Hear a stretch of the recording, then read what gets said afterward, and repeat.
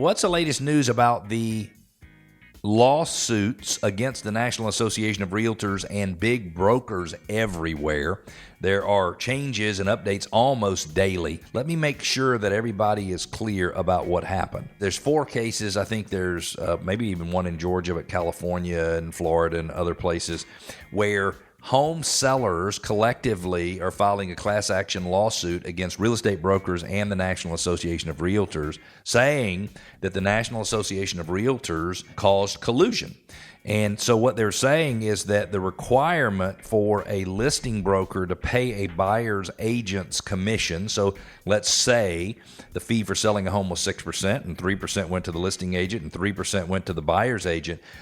They are saying, or what this lawsuit said, was that 3% led to unfair competition, meaning sellers didn't have the choice as to whether or not to pay it. They had to pay it. So they believe, or they being the people who filed the lawsuit, believes that the expenses for sellers were inflated by the amount of the buyer's agency's commission. So what we're going to focus on today is buyer's agency. Now, this is from an article from Real Estate News, November 4th, 2023. It's written by a gentleman named Russ Cafano. He's the CEO of Collabra Technology, which operates the digital marketing platform Sphere Builder, which is really for real estate agents. And I just loved his thoughts, and so that's why I want to share them with you. He says buyer agency is alive and well, and he is convinced it will be here for a long time. He says leading up to this week, and especially since the verdict was announced, that's a $1.8 billion verdict awarded by a jury and approved by a judge in a case that was a class action case that was in Missouri.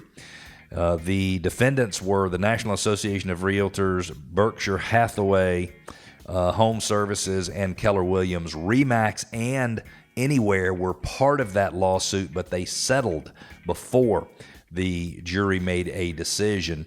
And so leading up to this week, and especially since that verdict was announced, the digital sphere has been rife with opinions and speculation that the results of this case and others will be the elimination of the seller's ability to pay a buyer agent's fee. And certainly the claims, the article says, are complex, but the most basic explanation, as I just told you, is that the court found that requiring mandatory payment of a fee to a buyer's agent as part of the MLS is a violation of antitrust laws. There's a big difference between allowing payments, though, and requiring payments. Generally speaking, the gentleman who wrote this article, Russ Cafano, believes that buyer agency is here to stay, and I believe that as well. I believe that what will happen is the requirement to pay a commission will be eliminated from the listing services, meaning you won't be required. But real estate brokers can still set their own marketing budget and their own fees. So some of the better brokers who understand the importance of enticing agents working with buyers to bring buyers to the property will still encourage sellers to offer a cooperative commission, and in some cases might even refuse to take the listing if you don't follow their marketing plan and do the things that they believe are best for selling your property. And there's already starting to be a good bit of research and data surfacing that shows the time it takes to sell a home where there's no commission offered to a buyer's agent and the actual sales prices. And we're already starting to see that when no cooperative commission is offered, it takes longer to sell, and houses typically sell for less. Certainly, a few weeks' worth of research is not pointing to anything that is a fact at this point, but I think we'll see things over time.